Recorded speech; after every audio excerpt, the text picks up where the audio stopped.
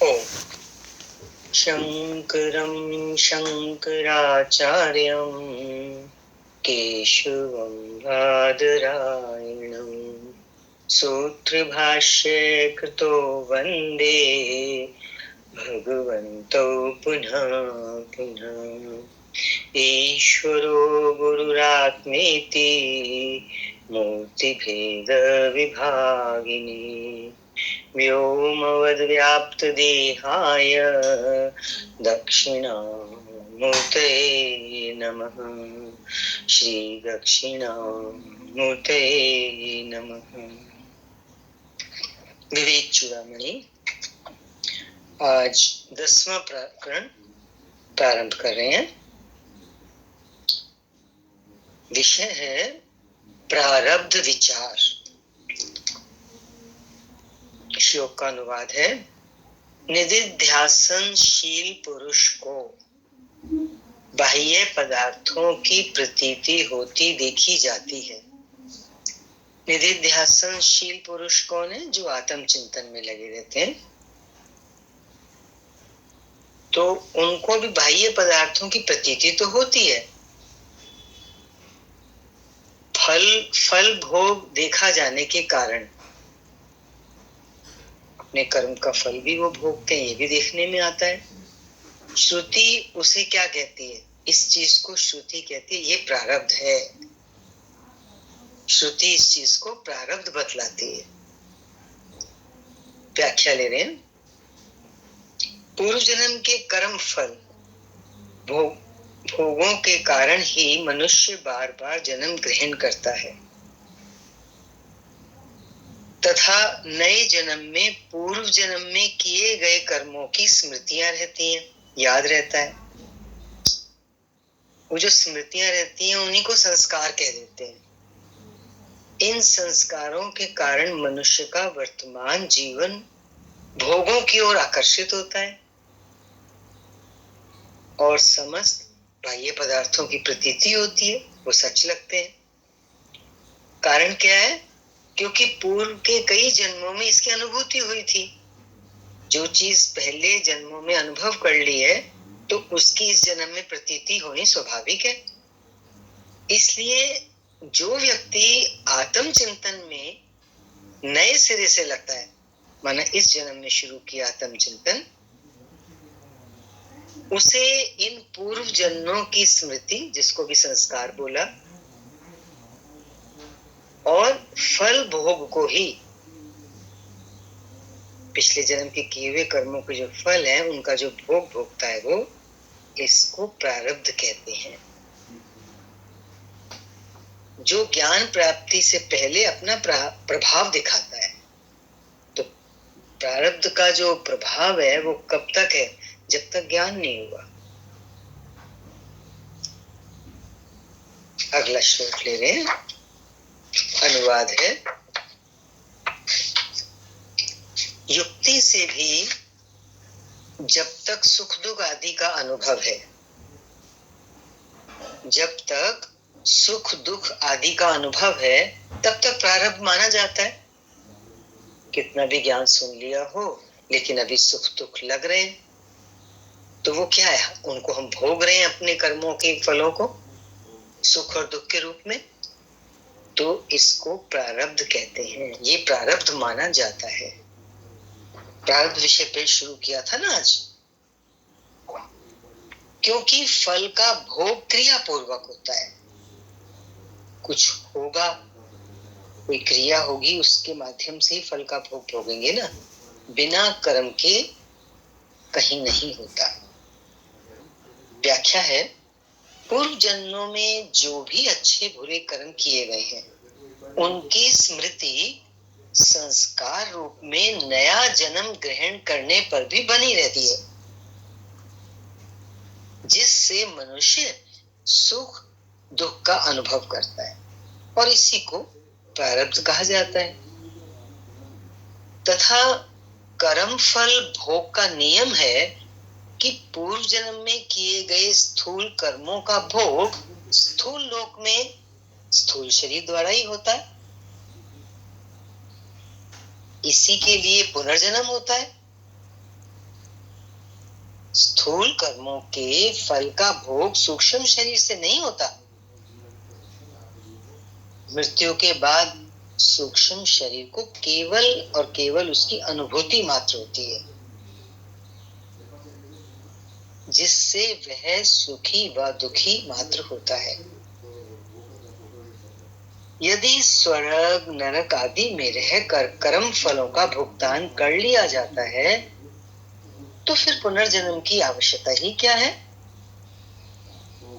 मुस्लिम और ईसाई धर्म इसी मान्यता वाले हैं कि ईश्वर ही सब कर्म फलों का दंड और पुरस्कार द्वारा उनका भुगतान कर देता है, जिससे वे पुनर्जन्म को नहीं मानते। किंतु भारतीय धर्म पुनर्जन्म को शाश्वत नियम के रूप में स्वीकार करता है, जो उसका वैज्ञानिक आधार है। पुनर्जन्म का जो नियम है, इसका आधार वैज्ञानिक है, सिर्फ कहने की बात नहीं है। थियोसॉफी के अनुसार पुनर्जन्म जीव चेतना के विकास के लिए अनिवार्य है। ये बहुत इंपॉर्टेंट बात है। पुनर्जन्म क्यों होता है? क्योंकि हर नए जन्म में हम कुछ ना कुछ सीखते हैं, तो उससे हमारा विकास होता है। बार बार जन्म लेकर ही जीव की जो चेतना है वो विकसित होती है और विकसित होकर अंत में मुक्ति को प्राप्त होती है। तो देखो, मुक्ति एकदम नहीं मिल जाती ना, धीरे धीरे पहले विकास होता है जीव चेतना का। बिल्कुल निम्न स्तर पर होती है चेतना, धीरे धीरे ऊपर उठती है, शुद्ध होती है और फिर अंत तो गत्वा मुक्ति को प्राप्त होती है। भारतीय धर्म पुनर्जन्म का कारण कर्म फल भोगों को मानकर आत्म उन्नति का साधन भी मानता है ना। पुनर्जन्म दो चीजों के लिए होता है, एक तो कर्म फल भोगने होते हैं और दूसरा वो हमारी आत्मा की उन्नति का साधन भी है। इसलिए ये दोनों ही कार्य वर्तमान जीवन में किए जा सकते हैं। जो जीवन हमें ये मिला है वर्तमान जीवन, इसी में हम अपने कर्म फलों को भी भोगेंगे और हमारी आत्मा की उन्नति भी होगी। केवल कर्म फलों के भोग लेने मात्र से ही मुक्ति नहीं हो सकती, है ना। दो काम होने हैं ना, मनुष्य जीवन मिला है तो। हम आए, खाया पिया, कर्मों के फल भोगे, सुख दुख भोगा और चले गए दुनिया से, तो वो तो जीवन व्यर्थ गया ना। क्योंकि वो कह रहे हैं कि कर्म फलों के भोग लेने मात्र से थोड़ा ना मुक्ति होती है, इसके लिए आत्म ज्ञान की साधना आवश्यक है। तो दूसरा काम भी मनुष्य जीवन में जो करना है कर्म फल भोगों के अलावा, वो है आत्म ज्ञान की साधना, जो इसी जन्म में की जा सकती है। और ये दोनों कार्य कर्म से ही संभव है।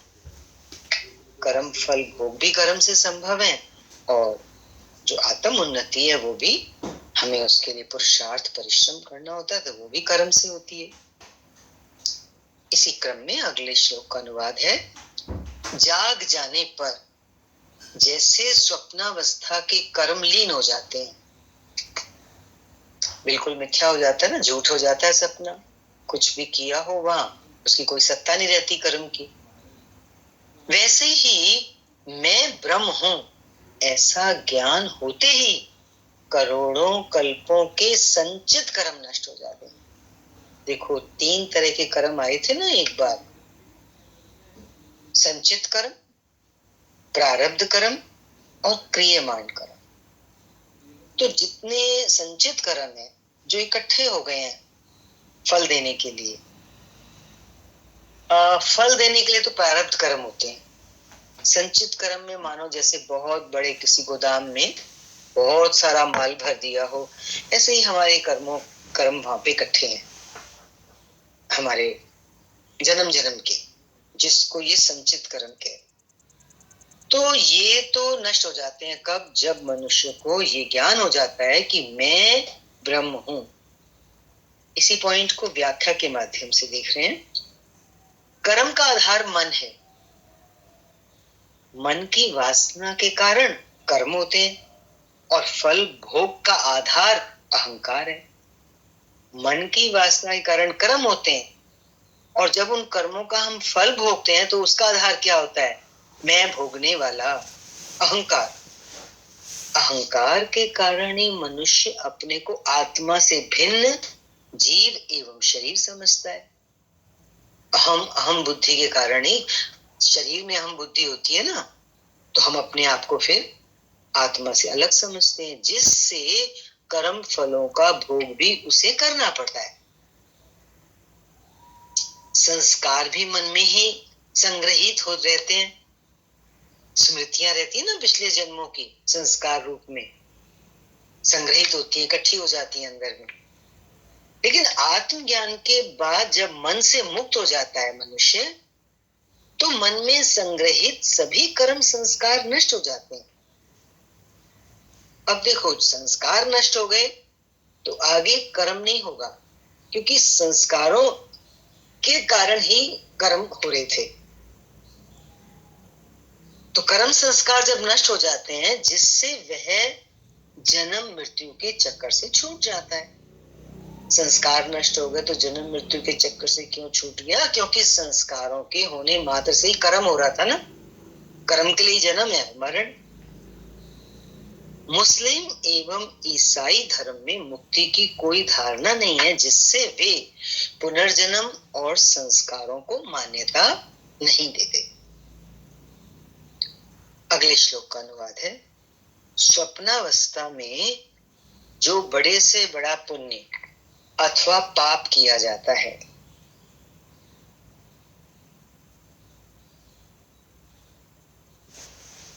जिस प्रकार स्वप्न में किए गए पाप पुण्य का स्वप्नावस्था में जो बड़े से बड़ा पुण्य अथवा पाप किया जाता है, क्या जाग पड़ने पर वो स्वर्ग अथवा नरक की प्राप्ति का कारण हो सकता है? स्वाभाविक है, नहीं हो सकता। व्याख्या देखिए।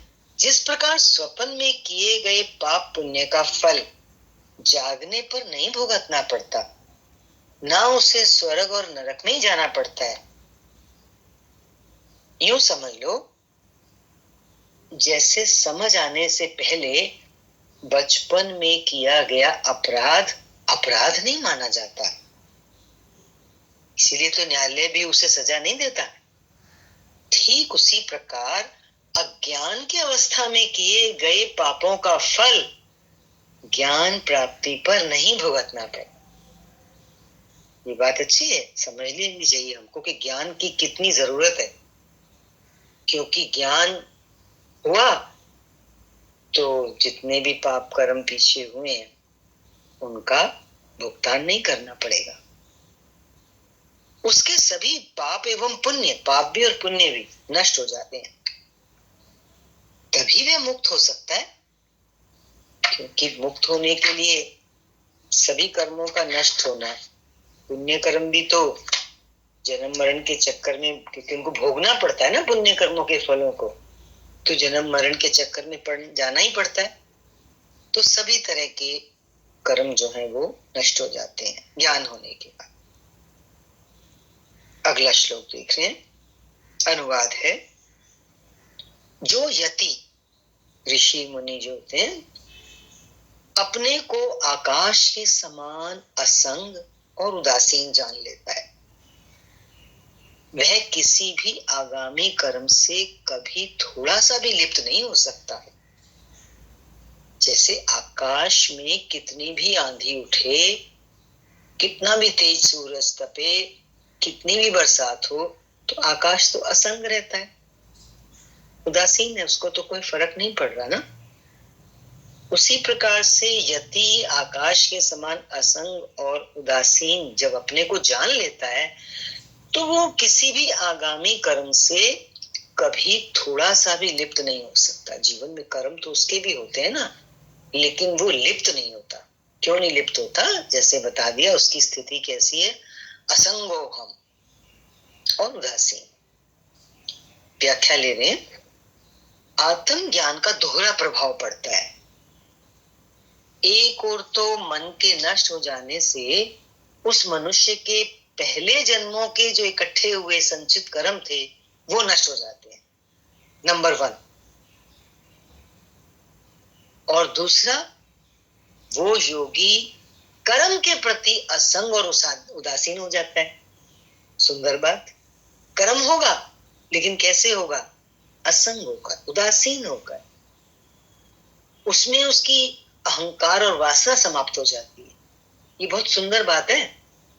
जब अहंकार और वासना रहित होकर कर्म करेगा तो उसका फल नहीं होगा ना, जिससे उसके द्वारा वर्तमान जीवन में किए गए कर्म, वर्तमान जीवन में जो कर्म होते हैं उनको कहते हैं क्रियमाण कर्म। तो क्योंकि उसने अहंकार और वासना रहित होके किए हैं तो उनका फल आगे नहीं भोगना पड़ता। सुंदर परिणाम है आत्मज्ञान का। संचित कर्म नष्ट हो गए और क्रियमाण नष्ट हो गए। दोनों प्रकार के कर्म फलों से वह मुक्त हो जाता है। उसके सभी क्रियमाण कर्म अकर्म हो जाते हैं, प्रभावहीन हो जाते हैं। अगले श्लोक का अनुवाद है, जैसे घड़े के संबंध से घड़े में रखी हुई मदिरा की गंध से आकाश का कोई संबंध नहीं होता, उसी प्रकार उपाधि के संबंध से आत्मा उपाधि के धर्मों से लिप्त नहीं होता। घड़े में मदिरा रखी है तो उसकी जो गंध है उसका आकाश से कोई संबंध नहीं होता। ऐसे ही उपाधि के संबंध से आत्मा उपाधि के धर्मों से लिप्त नहीं होता। देखो हम सब किसमें बैठे हैं? आत्मा के सहित ही बैठे हैं ना, लेकिन उपाधि है शरीर की, मन की, इंद्रियों की। तो उपाधि के जो धर्म है आत्मा उनसे लिप्त नहीं होता, उसके ऊपर कोई असर नहीं होता, वो असंग रहती है आत्मा। व्याख्या से और क्लियर करते हैं इसको। शरीर, मन, जीव आदि आत्मा की ही उपाधियां मात्र हैं, मना इसके माध्यम से कर्म होता है, जिनके भिन्न भिन्न धर्म है। शरीर का अपना धर्म है, मन का अपना धर्म है, किंतु शरीर और मन के अपने अपने धर्म जो उपाधि से हैं, शरीर उपाधि है, मन उपाधि है, ये आत्मा के धर्म नहीं हो सकते। बोला ना, आत्मा असंग है। यूं समझ लो, इस सैनिक न्यायाधीश के भिन्न भिन्न धर्म होते हैं। सैनिक के अपने धर्म है, न्यायाधीश के अपने धर्म है, किंतु वे उस व्यक्ति के धर्म नहीं हो जाते। वो व्यक्ति तो व्यक्ति रहता है ना। जिस समय वो सैनिक है तो अपने सैनिक के धर्म का पालन करता है, तो उस व्यक्ति के धर्म नहीं हो जाते। मदिरा की गंध से उसके भीतर का आकाश प्रभावित हो सकता है, लेकिन महाकाश का उससे कोई संबंध नहीं होता। तो आत्मा तो कैसी है? महाकाश है ना, महाकाश की तरह से विशाल है। इसी प्रकार आत्मा जो है वो शरीर, मन आदि से सर्वथा निर्लिप्त रहता है। यहां ये बताया गया कि शरीर मन की उपाधि होने से जो भी शरीर मन के धर्म है, जो भी क्रियाएं होती हैं, वो आत्मा पर कोई प्रभाव नहीं डालती, माना आत्मा सर्वथा निर्लिप्त रहता है। अगले श्लोक का अनुवाद है, लक्ष्य की ओर छोड़ दिए गए बाण के समान ज्ञान के उदय होने से पहले ही आरंभ हुआ कर्म अपना फल दिए बिना ज्ञान से नष्ट नहीं होता। यहाँ पे इस श्लोक में प्रारब्ध कर्म की बात आ रही है। ये प्रारब्ध कर्म कैसा है? जैसे व्याघ्र जो शिकारी है, जैसे व्याघ्र समझकर गो की ओर छोड़ा हुआ बाण, व्याघ्र मतलब वो जंगली जानवर समझ के, जैसे शिकारी शिकार करने जाता है जंगल में, तो उसने सोचा कि शेर है और उसने अपना बाण छोड़ दिया। अब वो व्याघ्र नहीं था, वो तो गौ थी। तो गो की ओर छोड़ा हुआ बाण पीछे उसको बाद में पता चला ये गो है, तो गो जान लेने पर भी बीच में अब नहीं रोका जा सकता, क्योंकि बाण तो कमान से निकल गया ना, वो तो तुरंत अपने लक्ष्य को भेद ही देता है, वो तीर जाके लगेगा। ऐसे ही है प्रारब्ध कर्म, ये चल पड़ा है अपना फल देने के लिए, अब इसका फल आएगा ही आएगा सामने। व्याख्या है, ज्ञान प्राप्ति से संचित कर्म तो नष्ट हो जाते हैं, जैसे ऊपर के श्लोक में आया था, और इसके बाद किए गए कर्मों का फल नहीं होता, क्रियमाण कर्मों का फल नहीं होता, क्योंकि ज्ञान प्राप्ति के बाद अहंकार नहीं रहता ना, तो क्रियमाण नए कर्म जो होते हैं इस जन्म में वो भी अपना असर नहीं करते, उनका भी कोई फल नहीं है, जिससे अहंकार नहीं तो कर, क्योंकि कर्म कर रहा है तो वो योगी कर्तापन से मुक्त हो जाता है। अब यहां जो समझना है वो ये है, किंतु ज्ञान प्राप्ति से पहले जो कर्म किए गए हैं वो अपना फल अवश्य देते हैं, जिनको तो भोगना ही पड़ता है, वे बिना भोगे समाप्त नहीं होते। क्लियर हो रही है बात? ज्ञान प्राप्ति से पहले किए हुए कर्म उनका फल होगा, उनको भोगना ही पड़ेगा। आज के लिए इतना ही। हरिओम शांति। ओम पूर्णमदः पूर्णमिदं पूर्णात् पूर्णमुदच्यते पूर्णस्य पूर्णमादाय पूर्णमेवावशिष्यते। ओम शांति शांति शांति।